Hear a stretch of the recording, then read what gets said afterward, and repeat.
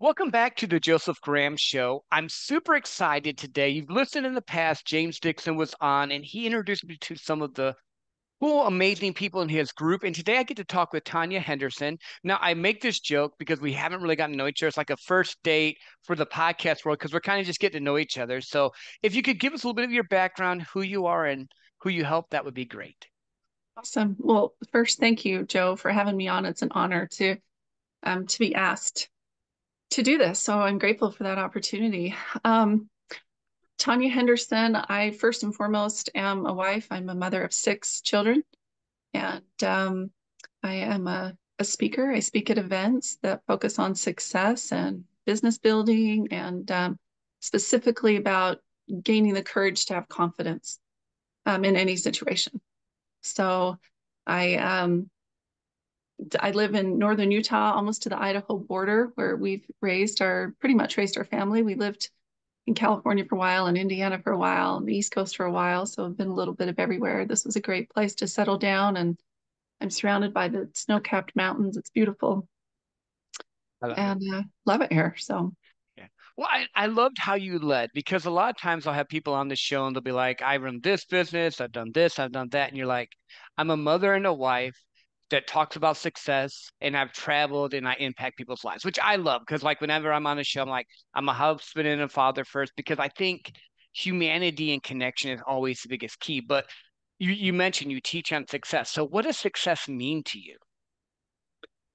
well, so often I think as a culture, we think of success as material things. And for me, that is a it's a symbol maybe of success. Maybe it's it follows success. For me, success is much deeper than that. Success for me, I'll say up front, any success, any accolade, any position, any monetary reward, any material thing is meaningless to me if I have failed in my family and in my home. To me, that's the only thing that's lasting. Those relationships, that love and nurturing, and those relationships are the most important thing to me. So anything that would happen outside that to take away from those relationships, um, it would not make me a successful person. That's my personal, viewpoint on it.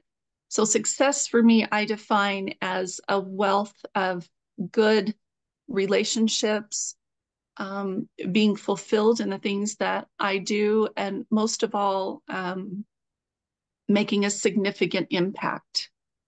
And I want to leave this world knowing that I did my best. I used the gifts and the talents that God gave me to help and improve people's lives and to make a difference. I And love then that. I if I get to have a private plane or live in a beautiful house, that's a bonus, but that's certainly not the primary focus for me. Well, I mean, when you get successful and you get certain things, after a while, you can only have so much of it. And then it's what is it? What's the purpose? What's the intent behind it? So Right. have you always been teaching and like doing speaking, or how did you even get into the aspect of teaching about success and leadership and stuff? The speaking part of it, like the public speaking where I do events, is fairly new for me. I was given the opportunity to speak on Absolute Motivation. I don't know whether you're familiar with that or not. Huge YouTube motivation channel, and it's kind of blossomed from there. Um, what led me to the desire to teach and to coach, which I've been doing a little bit longer, is an experience I had when I was young. All of us have an experience at least once in life. Everybody will have what I call a give up or get up experience, something that kind of pulls the rug out from under you, that makes you question everything, right? And the first experience I had like that was I was young. My parents were wonderful people.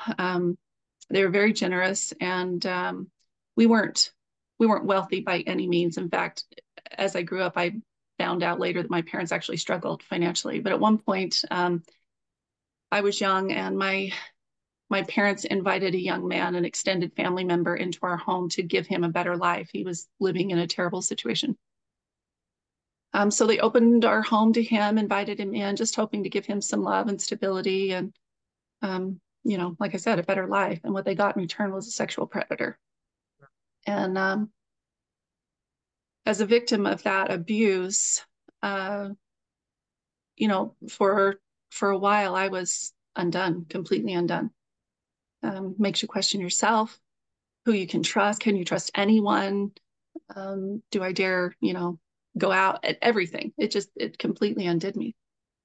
And there came a point in time, though, where I thought I can either continue to let this man abuse me through my life by remembering it, by feeling trapped, by being labeled as a victim, or I can reframe that, that occurrence in my life, that person in my life, that struggle in my life. I can reframe that in a way that allows me to use it for good. And I'm a firm believer that, God loves us enough to meet us where we are and loves us too much to let us stay there. And thankfully, he helped me have that vision that this is not where you need to stay. You do not need to live in this trauma. Let's let it go and move and do something good with it. And so that was kind of the impetus, where sexual abuse right now, unfortunately, is so epidemic in our Mhm. society. And as I got a little bit older, toward college, I realized there was a lot of people suffering the guilt and shame and inability to have good relationships, really an inability to move beyond that experience. And I wanted help. So that was where it started. Bert, thank you for sharing that story because I know that is going to impact a lot of people. And it is the thing that is not talked about with men and women. Both get abused and it get pushed under the rug a lot of times, for lack of better terms. But I'm hearing how you talk. This is the kind of the underlying tone I'm hearing. You came to the point where you realized that God had more in your life. You weren't going to be the victim anymore. Because again, we can't control what happens to us. We only can control what happens or how we Absolutely. respond. And so now you've started to create this life where you're helping more people, you're growing, you're doing the success thing. Um, how do you help people? Is that one of the things you help people with getting through that trauma through your story, or talk to me a little bit more about that? I'm definitely not trying to skip over this. I want to make sure. No, that's great. Yeah, and interestingly, as I started to really develop a system, I found things and learned things that we don't need to we don't need to make it a guessing game. There are things that we can do that help us to rise above whatever. Like you said, we have absolutely no control over some things in our lives, and we and only we have control over the meaning and the impact we give it, right? And so there are ways. I have a 5 principles that I talk about with people, um, with an acronym of give 100% that helps you remember them. Give is for moving from a what do I get to what have I been given mind frame. Um, and I mean that's a daily process and system to go through.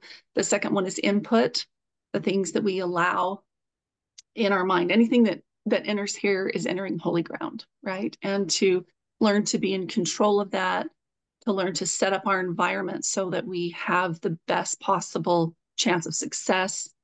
Um, so that input is hugely important, not only from outside sources. I mean, of course, TV, music, all those things have an impact far more than than we like to admit that they do. However, the most important input is what we give ourselves. How often do we go and say something like, "Oh, I'm so stupid," and we don't really mean it most of the time. We've done something that we wish we didn't do, and we say that, but that gets ingrained Hmm. in our mind, into our subconscious. How often do we say, "I have to go to the store. I have to take my daughter to tennis lessons. I have to go to work." I'm Hmm. sorry. Do you know how many people there are in the world who would love to be able to go to the store and have at their fingertips any kind of food they wanted? Do you know how many people would love the privilege of being able to give extracurricular activities to their children. Do you know how many people there are that would love to have work? We don't have to do any of those things. Those things aren't forced on us. We choose to do them for the fact they make our life better. And yet, every time we say that, we're implanting in our subconscious is something we're being forced to do. So there's controlling our input is hugely important. So that's the I. The V is validation, getting our validation vertically rather than horizontally.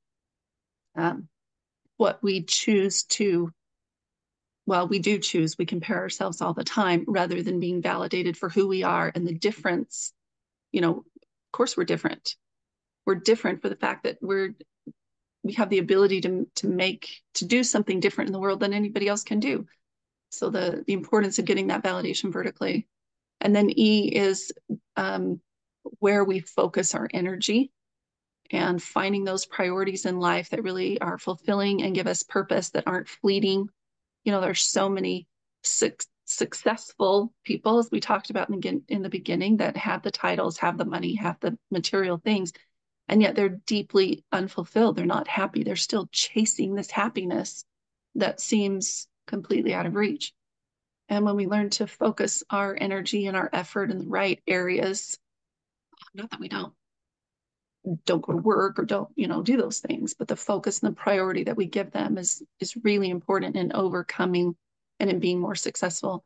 And then 100%. So we've gone through GIVE, and 100% is about being 100% accountable for your life. There's no, just like we said, you and only you get to decide the meaning that things are going to have in your life. You're not able to control all the circumstances. You are able to overcome them. So that's Beautiful. a very abbreviated formula Yeah, for what I yeah. teach people about success and having the courage and confidence to really shine. No, and I love it. And I was just like listening to the different pieces and all, and certain things started popping out. And one of the things like the input, you were talking about the subconscious mind and all, and 95% of what we do is from subconscious. It's not the conscious effort. So if you Right. keep telling yourself, I have to, or I'm stupid, or I'm this, you can do the reverse. And you got to say, no, I'm smart. I can achieve things. And I know some people say that's woo, but that's not really woo. It's just like you're programming your mind. And then the other thing that I love that you said was the fact that you decided to move forward and not be the victim. Because so many times, and justifiably so, you could have been the victim because the trauma that we deal with is hard, but you were able to go move forward to become the person you want to be without the stuff that I think so many times, like you said, either people fall or they rise. And I want to talk to you about this because I've heard it 3 or 4 times. How big has your faith played a role in that? Because I've heard you mention God in that like 3 or 4 times. So talk to us a little bit there because it sounds like that's one of your foundational structures. Absolutely. I mean, where do you even start with that? Right. And I think it has to do a lot with the perspective that my faith has given me. You're not able to feel faith and fear at the same time. And so you make the choice of which to embrace. And embracing faith has to do with being vulnerable and also being very strong-willed and allowing God to work in your life in ways that you may not expect. So often we have this plan for our lives. I want to do this, I want to do this, and goals are important, right? And we should have lofty goals. If they're not big enough to scare you, they're not big enough. And yet I've learned through my life that there's things that I want that probably are not expedient for me. And I don't have the perspective that God does. And so I like to look at it as, so often, whether it's in business or in life in general, we we're in the game, right? The journey, whatever you want to call it, of life. And we look at it with this very finite set perspective. And it's not. We're only one of my favorite speakers, Jeffrey Holland, has said it this way. He said, we're only we're only seeing like the second act of a three-act play, Hmm. right? We're right in the middle, and we're only seeing this much, and there's such a wider tapestry available from a different perspective. And I don't have that perspective yet. I'm not able to have it in this mortal life. Hmm. And so sometimes we need to trust enough that there is someone that knows, and someone that knows better for me than even I do. And that's hard. That is, Hmm. it's a hard thing sometimes. And yet I think that's one of the reasons that we're here on this earth, we're put on this life, is to learn things that well, to learn especially that we're not able to do this alone.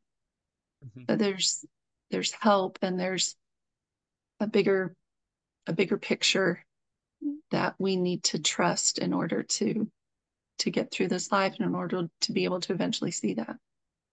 No, I love that. I love that. I kept hearing that theme through your talk. So I wanted to, I love getting to know how people think and what motivates them and what drives them, because then it kind of opens up, it makes me understand more of how you operate and why. So how did you even get, like you mentioned our buddy James, his ambition, it's ambition, right? For his YouTube channel. Did I say that right? Absolute Absolute, motivation. absolute motivation. Sorry, James, I owe you one. Um, I love James. I said it wrong. But No, it's how did okay. you even get to that opportunity? Like, was that like the first big opportunity you had, or were you speaking and doing stuff before? Because people are like, "How did you get it?" Because that has like 200 million downloads. So Right, that's a big deal, people. If you don't know what that is, go check it out. That's like huge. right. Um, I was doing smaller things, and by small, I don't mean less significant, just smaller in Hmm. numbers, and um, a little nervous to move into bigger arenas simply for the fact that it's not as intimate. And a lot of what I originally spoke about was kind of an intimate subject, right? And so smaller tended to work better for, I thought, better for that. And then when my husband and I met James at an event, and we were almost instant friends. There was just a kindred spirit there.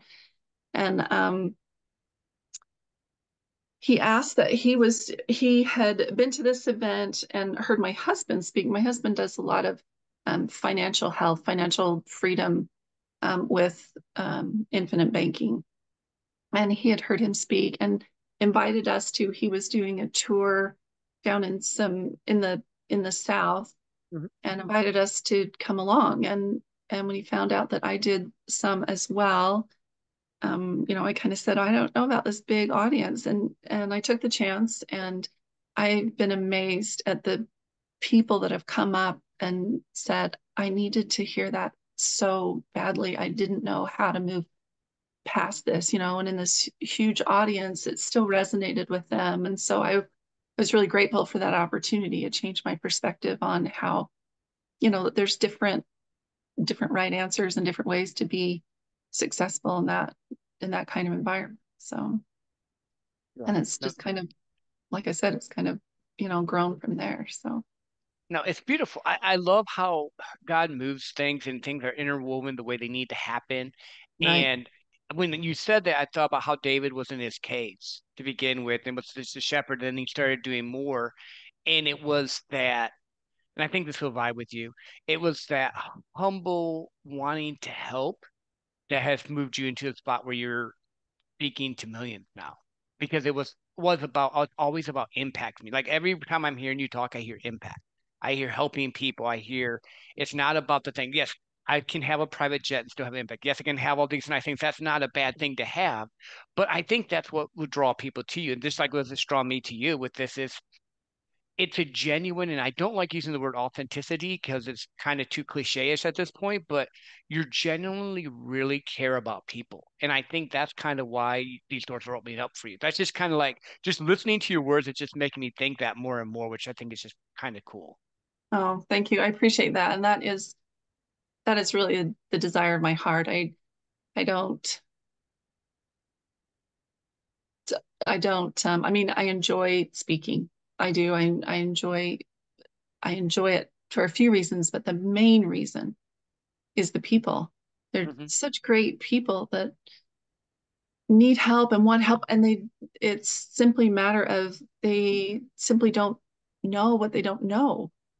Yeah. And at one time I didn't know, right? And so to be able to share that and hopefully in some small way, help someone reach higher, help someone have more confidence, more um, belief in themselves. Um, it's just a really wonderful thing. I hope that I can somehow be a tool you know, to be a part of that. You are.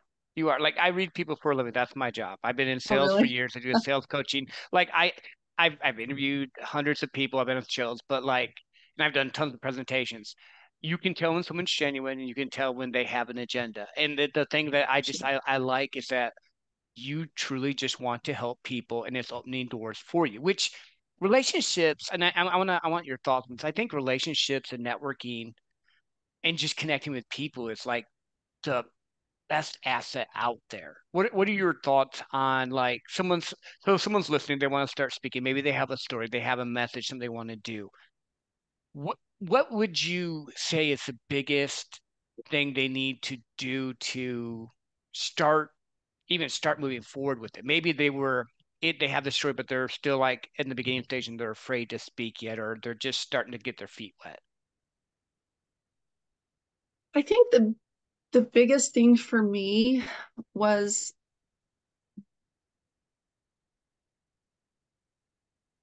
probably coming to the understanding that I really had something to give, to offer. And it's so easy, I mean, I listened to James Dixon, for example, and he lost a leg and he went through all these hardships. And um, I'm amazed by him. And so often we hear speakers that have had these monumental events in their life that have given them valuable experience. And that's wonderful. And yet you don't need to have something monumentally tragic in your life to give and to help. You have a different perspective. You have different experiences in your life that have taught you and helped you. And I think looking back on it now, it's a little bit naive to think nobody else is having these experiences, right? Mhm. Nobody else is going through what I'm going through. I don't possibly have anything that would be helpful. And most of the time that comes from not understanding. I think when we truly understand who we are and whose we are, then we start to realize why there's this almost unrelenting temptation to think less of ourselves, why there's a constant barrage of self-defeating thoughts, of insecurities. Um, and so I think that was the first biggest step, is realizing I was put on this earth for a reason. I was not put here to watch. I wasn't put here to sit the sidelines. I wasn't put here to go about my day doing, menial stuff and never really contributing. You were put here for a reason. And to recognize that I had a reason, I had a purpose, and that went, like you said, when it was centered not around, you know, um, oh, here I want to look a certain way, or I want to have these material things. When it was centered around really wanting to do better and be better and help other people be better, then those doors open. Mhm. But that's the key. That's where the magic is. I think that the it would separate, in my mind at least, the people that speak with impact and build legacy and network, and the people that I call flash in the pan. Because the flashy ones, they maybe can get on stage, network their way through, but you'll be like, there's always that little off. But when people are genuine, like I've heard James speak, now I'm getting to know you and other people that I know, that when they talk, like my friend Kelly Cardenas, there there's always that, you know, you're going to get the same person on and off stage. Right. And those are the genuine people that I love, because if we're trying to make the world a better place, you're all about helping people be able to step into the success, whatever that is defined for them. And I think it's just learning to trust ourselves because, and this word goes around a lot, the imposter syndrome. If you feel like you aren't worthy or whatever, you're not an imposter because imposters don't have imposter syndrome. They're fake. So I Right. think it's that we're always worried about our story. Is it going to help someone? But you never know. Your one story could change the trajectory of someone's life forever. So, or millions of people's lives. You know what? Like you said, you're here for a purpose. So no, I love that a lot. Yeah. I don't, Kelly Cardenas is great, isn't he? Yeah, yeah, He's yeah. a lot of fun. Yeah. Yes, I love him. He is a great guy. We talk every once in a while 'cause he's super busy, but yeah, I love him. I've He learned a he lot makes from me smile. watching him speak, and that's one of the things I love most about, you know, when you said you want people to be the same on stage and off stage, for the fact that that's who they really are Mhm. internally. They're not putting on a show when they get on the stage. And I never, ever want to be seen that way. And that's one of the reasons, no matter who it is in my life, whether it's a speaker or, you know, or a friend or whatever, those are the kind of people that I look for, that it doesn't matter if I see them at the Super Bowl or on a private jet or at the grocery store or if they knock on my door. I Mhm. always get the same person. They're real and they there's just a truth there about who they are as a person. And those are the kind of people we want to surround ourselves with, right? Yeah. Well, it's all about community. It's having the right people in your corner. If you're starting a business, if you're doing sales, if you're just maybe in a mom's, whatever it is, like I don't put any rules to it. You want to have the right people there that makes sense to you. Now you're gonna laugh. I'm shifting gears, but you have an elephant in the background, and there's always that joke, elephant in the room. What does that elephant mean to you? Like I'm drawn to animals and pictures, so it's there. So I just I kind of want to know your thoughts on it. It's a colorful elephant too. It is. I love that picture, and there is a little bit of a story to it. We I was at a conference. I have a small health and wellness business, and for the fact that I think it's so important how we everything is connected, right? Our physical, our mental, our spiritual, our financial health are so connected. And so it's really difficult to have financial freedom and success when you don't take care of your health. And so I was at this health and wellness conference doing a thing there, and it was part of a bigger event. And there was a man there who had been on a mission to Africa. And there was a man in Africa who was doing this art in this little hut. Mhm. And he had a video of him. He was, you know, he brought him in, or sorry, he brought into the event a video of this man painting and introducing himself. And he, as a result of that, there were enough people that were interested in his artwork that he brought some over from Uganda. And um, I saw that piece, and I love elephants anyway. Some of the qualities of elephants are amazing, and I had to have it. I just it catches my eye. Certain things like Um, I had a guy on that sort of hasn't released yet, but he was really into wolves. He has this really big wolf behind him. Like, what does a wolf mean? oh, Like I've always been an observer of people because how you decorate your house, what you do, kind of says stuff. So like I'm decorating my office. It's not done yet because we just moved here to the Phoenix area, and I'm gonna have like a map on my wall there, and I've been putting some of my stuff up. So that stuff just intrigues me. I know it's like kind of a little bit rabbit trail, but oh no, gotta that's have some fine. fun too. That's fine. It's nothing too deep, but it was a good cause. You know, I think eventually with the art that was purchased at that event, he was able to actually uh, build a room, at Mhm. least where the art was protected. There were some walls and a proper roof on it. And it's really helped him too, from what I understand. So he continues to bring his art over, and it's great. I love it.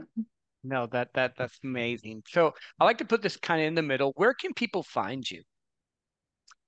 They can find me on Instagram. Tonja, Tonja Henderson, is a good place. They can find me at mylive.com. zone, www.mylivzone.com/Tonja Henderson. That's my health products there. And occasionally on Absolute Motivation. Awesome. So we'll put those in the show notes for sure. But Awesome. my next question is this. So you're starting to speak on stages, do different things. What is your vision for your future? Like, are you wanting to just get on more stages? Are you wanting, I know it's impact, but like, I know you have a plan and an idea for what your future is. So I'm just kind of curious on that.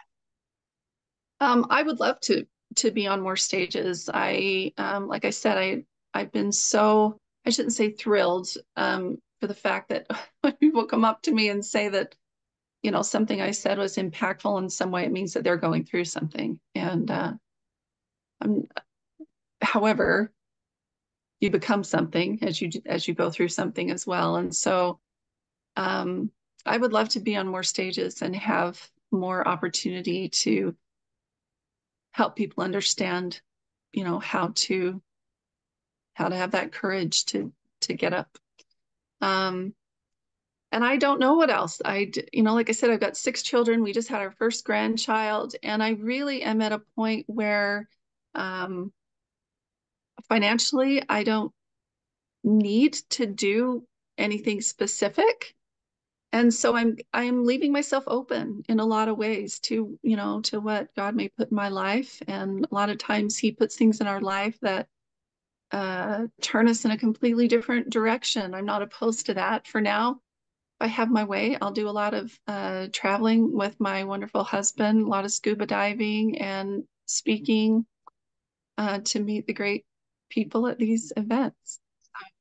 We I have an love that. event coming up June the 7th here in Salt Lake City that is going to be phenomenal. James is going to speak there. Jason and I will be speaking, but he has some heavy hitters coming that really, you can go to a lot of events that are very motivational, right? They just make you feel like, I'm ready to go get it. And you get home and you don't know what to do.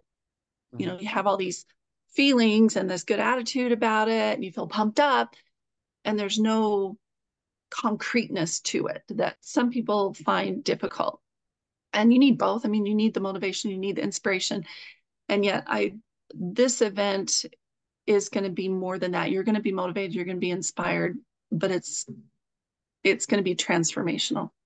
You're going to come away with some things that are concrete that you can do, to take your life to the next level. Super excited about it, and especially because it's right. Normally I'm traveling all over speaking, and this one's right here in my backyard, so I'm excited for that. No, that's awesome. I love it. And we can pop that in the show notes too. I have no problem. I love James and your guys' stuff, so I'll share it out as much as I can. Before I let you go, though, is there anything we missed? Like we've talked about a lot of stuff, your purpose, success, building a life you want to wake up to living. But is there anything that we've missed in this conversation that you want to leave our listeners with?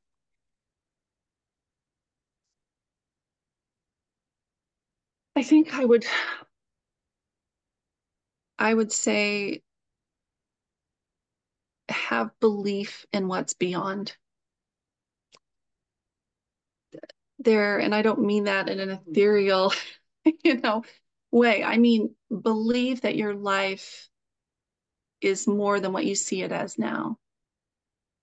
And like I said, when you get the pieces pulled together, when you get your physical health, your mental health, your spiritual connections, your financial um, picture of that all working together, I don't think even we know what we're capable of.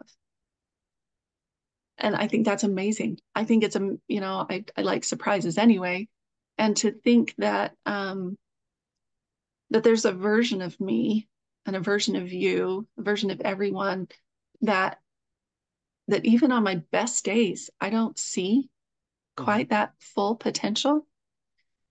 Um, I think is a magical thing to think that God sees me in a way that I am not even able yet to see for myself. And so I would just say to trust that there is that version of you out there, and it's coming, to keep on keeping on, and um,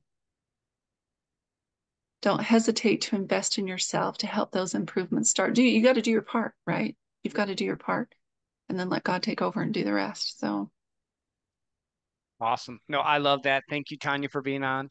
And I'm going to leave you with what she said. I'm not adding anything to it. Go, do, be, and until next time, have a great, amazing day.